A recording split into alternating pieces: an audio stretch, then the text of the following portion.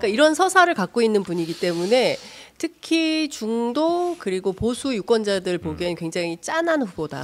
예, 나경원 이번에 국회 보내줘야 된다. 동정 여론이 초반에 그렇죠. 있었다. 예, 초반에 있었고 그런데 이수진 후보가 갑자기 탈당을 하고 이공천 안 돼! 막 이러면서 탈당을 하고 저희 소장이 막 날아올 것 같아요. 하여튼 그런 분위기고. 그리고 나서 누가 올까 했더니 부산 사람 유사명 후보가 딱 나타난 거죠. 그래서 선거 초반 굉장히 힘들었던 것 같은데 말씀 주신 대로 직전 조사에서 상당히 출렁이는 서울 민심의 바로미터인 지역입니다. 동작을입니다.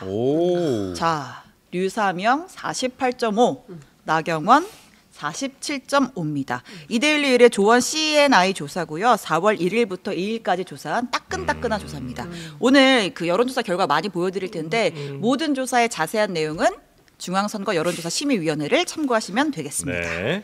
야, 근데 요 지역은 사실 처음에 시작할 때만 해도 뭐 나경원 후보가 다시 돌아오는 거는 이런 인식들이 많았잖아요. 근데 생각보다 여론조사 결과는 굉장히 붙었습니다. 네.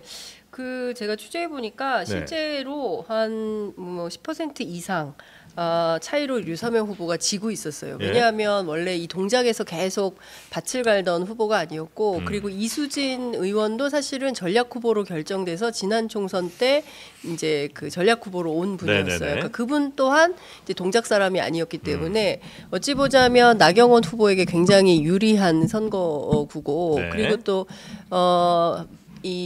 박해받는 이미지를 갖고 계시잖아요. 윤석열 정부 안에서 뭐 사실 저출산 고령사회위원회 부위원장도 갑자기 그만두게 되시고 그리고 또 무슨 대사도 또 갑자기 그만두시게 되시고 그러니까 당대표 출마하려다 그러니까 이런 서사를 갖고 있는 분이기 때문에 특히 중도 그리고 보수 유권자들 보기엔 굉장히 짠한 후보다.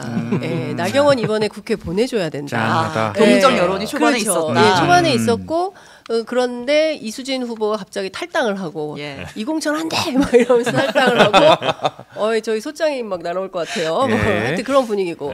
그리고 나서 누가 올까 했더니 부산 사람 유사명 후보가 딱 나타난 거죠. 그래서 선거 초반 굉장히 힘들었던 것 같은데 말씀 주신 대로 직전 조사에서 상당히 근접해 있다. 그런데 아마도 민주당 안에서 계속 조사를 돌리고 있는데 그러니까 3월 마지막 주 자세히 얘기 안 합니다. 그분들이 3월 마지막 주 어느 날부터인가 바뀌기 시작했다. 이거 맞습니다. 저희가 그 여론조사 추이를 볼 수 있는 그래프를 준비했는데 한번 보여주시겠어요? 동작을 추이 그래프. 진짜 제일 재미있는 추이 아닙니까? 유사명 후보가 이제 막 추격을 하다가 저 크로스라 그러죠. 뒤집힌 날이 딱 말씀하신 대로 3월 28일이었습니다. 3월 말부터 제 취재가 틀리지 않아서 너무 다행입니다. 어떻게 나경원 후보는 그냥 쭉 가는 거예요? 자, 물론 오차범위 내입니다. 물론 그렇습니다. 말씀드리고요. 그래서 굉장히 변화가 전혀 없네요.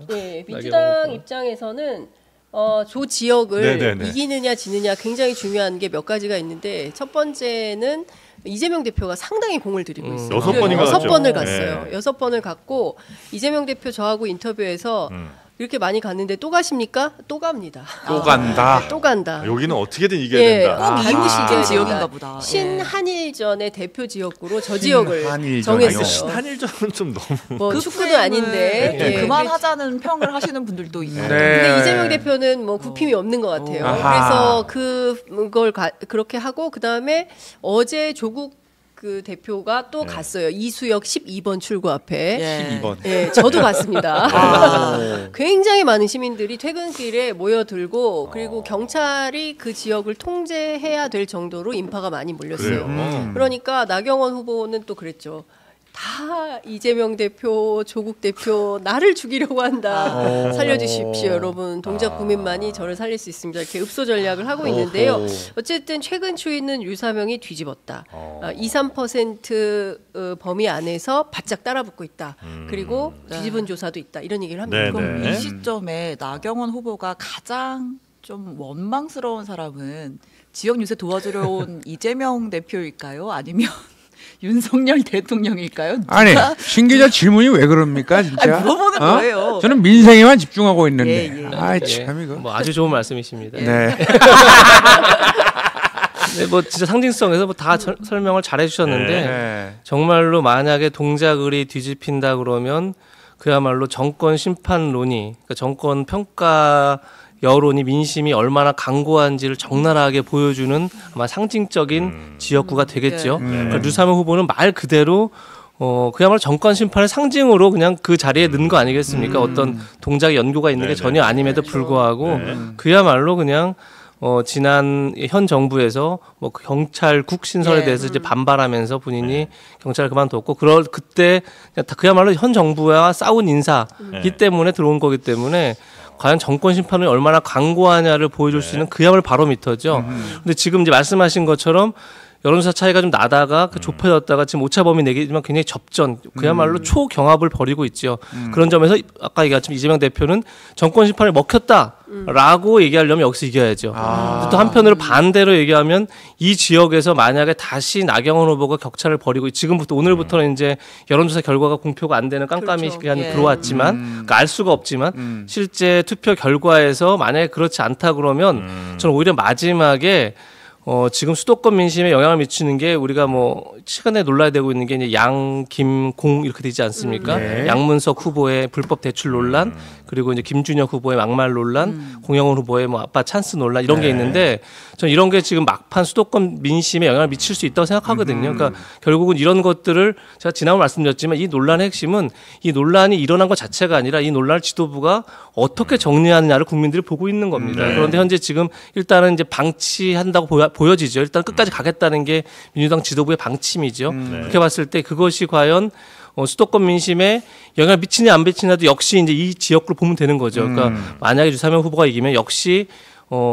강고한 정권 교체론, 정권 심판론이 영향을 미쳤구나 이렇게 볼 수 있는 거고, 만약에 다시 차이가 벌어졌다 그러면 막판 수도권 민심에 영향을 미쳤던 양김공의 논란을 민주당 지도부가 정리하지 못하면서 결국은 지지율 격차가 벌어졌구나 이런 것들을 이 지역을 통해 볼 수 있을 것 같습니다. 두 분이 다 이제 정권 심판의 상징 같은 지역이라고 말씀을 해주셨는데 물론 굉장히 지지율이 높은 여당 후보를 야당 후보가 막 쫓아가서 이기는 것 자체가 이제 그런 의미는 있을 수도 있는 것 같은데 사실 나경원 후보가 예를 들면 윤석열 대통령이 아주 뭐 굉장히 친윤으로 완전히 이제 상징성 있는 사람은 아니고 거기다가 현역도 아니잖아요.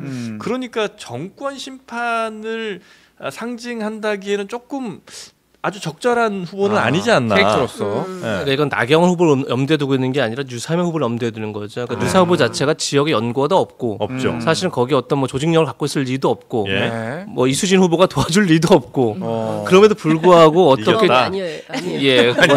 뭐 취재력이 뛰어나신 장 기자님이 보증하시듯이 도와줄 리도 없고, 그렇다면 그야말로 이재명 대표 6번을 가는 이유도 마찬가지고 류사명 후보가 갖고 있는 정치적인 어떤 포텐셜보다는 그야말로 그 지역의 민심에서 이번 정권에 대한 평가를 해야겠다는 여론이 커졌다는 것을 류사명 후보의 지지율로 보여주는 거죠. 그 후보 자체가 지역에 뿌리를 두고 있지 않기 때문에 류사명을 통해서 정권 심판의 메시지를 볼 수 있다. 그렇죠. 뭐 그런 것도 있고요. 제가 이렇게 취재해 보니까 동작을이 그 민주당이 굉장히 단단한 지역이더라고요. 그러니까 이수진 후보를 당선시킬 때도 강희용 지역위원장이 있었어요. 자기가 이제 출마하는 줄 알고 준비 쫙 했는데 갑자기 이제 전략으로 이수진 판사가 내려온 거죠. 이러면서 이제 눈물을 머금고 그 선거를 도웁니다.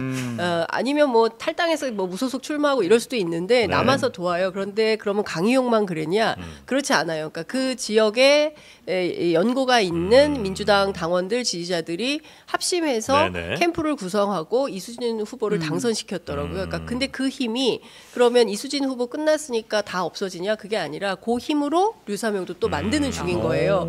그러니까 그 민주당 그 지지세가 꽤 센 지역들의 경우에는 이렇게 뭐랄까 당원 조직이라고 해야 되나요? 뭐 그런 게 비교적 탄탄하더라고요. 그거는 뭐 영남권도 마찬가지지만 뭐 그런 움직임이 있었어요. 동작을 해서 하나만 더 짚고 넘어갈게요. 이거는 뭐 말씀하신 뭐 양김공 이런 논란은 아니지만 논란은 아니고 뭐 공방이라고 해야 될까요?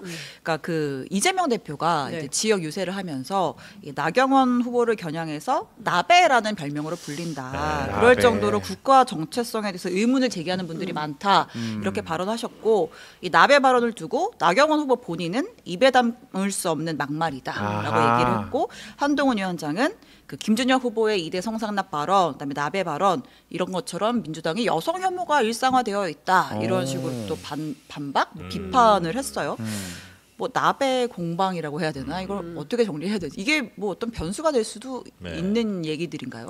글쎄 이제 국민의힘에서는 그걸 변수로 만들고 싶어하는 것 같아요. 그런데 이제 나베가 뭐 일본말로 냄비라고 하기도 한다는데 저는 이제 나경원과 아베를 합쳐서 만든 그렇게 이제 보는 건데 이제 과거에 나경원 후보는 스스로 모르고 갔었다라고 하지만 이제 자위대 창설식에 참여했던 문제. 근데 사실 통상 정치인들이 뭐 하는 데인지 모르고 갔다라는 건 적절한 해명이라고 보기는 어렵죠. 어딘지 알아보고 가죠. 의전도 있고. 알고 와야죠. 그럼요. 확인하고 가지 뭐 덮어놓고 참석한다 이건 있을 수 없기 때문에 그거는 해명이 올바른 해명이다라고 받아들이기 어려운 것이고 그리고 그거 말고도 이제 과거에 뭐 친일 뭐 이런 비판들이 뭐 많이 있는 것 같아요. 그래서 그런 측면에서 이재명 대표는 신한일전이라는 모토를 걸고 여기뿐만 아니라 이제 국민의힘에서 공천받은 친일 발언한 사람들 있잖아요. 이를테면은 이제 성일정 후보 같은 경우는 이토 히로부미를 인재 육성의 어떤 상징처럼 발언을 하고 그다음에 대전의 조수현 후보 같은 경우에는 조선시대보다 일제가 더 낫다, 일제강점기가 더 나았다 이런 발언을 하거나 아니면 그 유명한 정진석 후보 같은 경우에는 뭐 우리가 잘못해서 망한 거지 뭐 일본 때문에 망한 게 아니다라는 발언을 했다거나 그러니까 친일 망언이 계속 있으니까 이 문제에 대한 집중적으로 이런 사람들이 과연 우리 국민을 대리해서 대의민주주의를 실현해서 국회 가는 게 맞냐 이제 이런 문제 제기를 하는 것 같고요. 그 차원에서 나베라는 별칭이 있는 뭐 그런 뭐 후보에다 이렇게 비판을 한 거 아닌가 싶습니다. 문제가 됐던 그거죠. 나베가 이제 말씀드린 것처럼 나경원 대표와 아베 전 총리를 이제 합성해서 뭐 붙였을 가능성이 있습니다. 그런데 이미 유사명 후보가 본인이 만든 게 아니라고 했지만 뭐 냄비를 짓밟아야라는 포스터가 있었죠. 대단히 잘못됐다고 생각합니다. 대단히 잘못됐죠. 그게 이미 나왔죠. 그 전에 이재명 대표가 나베바라 하기 전에. 그럼 결국은 나베를 결국은 일본말로 냄비로 표현을 했고 말씀하신 것처럼 냄비랑 굉장히 여성 비하적인 아주 비하적인 표현을 포스트에 넣고 누군가가 뭐 모르지만 근데 그걸 유사명 후보 자체도 이건 적절치 않습니다. 이런 건 하지 마십시오라고 류 후보가 얘기를 했습니다. 그런데 그 상황에서 이재명 대표가 나베 얘기를 다시 합니다. 그 굉장히 냄비랑 연관돼서 문제가 된 이미 발언을 다시 하는 것 자체가 굉장히 경솔하죠, 사실은. 그러니까 아무리 뭐 신한일전 프레임 자체도 제가 볼 때는 너무 올드하고 너무 낡고 사실 너무 합리적이고 타당하지도 않고 너무 뭐 제가 볼 때는 뭐 그야말로 프레임을 만들기 위한 억지 프레임이라고 생각하지만 어쨌든 그걸 하려 하더라도 뭐 말씀하신 것처럼 뭐 자위대 창설 때 간 적이 있지 않느냐 뭐 그런 공격하면 뭐 그거야 사실관계에서 뭐 팩트가 있으니까 하더라도 근데 그것을 그냥 나베다라고 해버리는 건 결국은 똑같은 걸 연상시키고 그것이 이미 문제가 됐음에도 불구하고 또 한다는 자체가 저는 굉장히 적절치 못하고 경솔하다고 생각합니다. 저는 그런 포스터는 내려야 된다고 생각해요. 네네네. 자, 우리 4월 10일에는 뭐 하십니까? 수요일이잖아요. 수요일. 장르만 여의도 김과장 해야죠. 그 저녁엔 뭐 하십니까? JTBC 대표 방송. 방송해야죠. 네, 맞습니다. 저희 장르만 여의도 팀이 드디어 JTBC 선거 개표 방송을 접수하게 됐습니다. 각오 한마디씩 들어볼까요? 예, 일단은 바로 옆에 주현영 씨가 이를 내걸어 온다는 것에 굉장히 JTBC 개표 방송을 제가 기필코 시청률 1위로 만들어 보겠습니다. 선거는 축제입니다. 축제입니다. 재밌고 즐겁고 공정하게 방송 잘 준비하겠습니다. 페스티벌입니다. 네. 한없이 가볍지만 분석만큼은 깊이 있고 무겁게. 저는 첫째도 재미, 둘째도 재미, 셋째도 재미에 치중해서 방송 진행하겠습니다. 재미있는 선거 방송 이제 우리가 한 시대를 열어가는 거예요. 그럼요. 저희만 있는 게 또 아닙니다. 이재명 법률신문 부사장 그리고 장윤선 정치전문 기자도 그날 함께하니까 여러분 많이 기대를 좀 해주시고 4월 10일 국회의원 선거 오전 11시 장르만 여의도 오후 4시부터는 JTBC 총선 개표 방송 2024 우리의 선택 로그인. 자, 많은 시청 바랍니다. 감사합니다.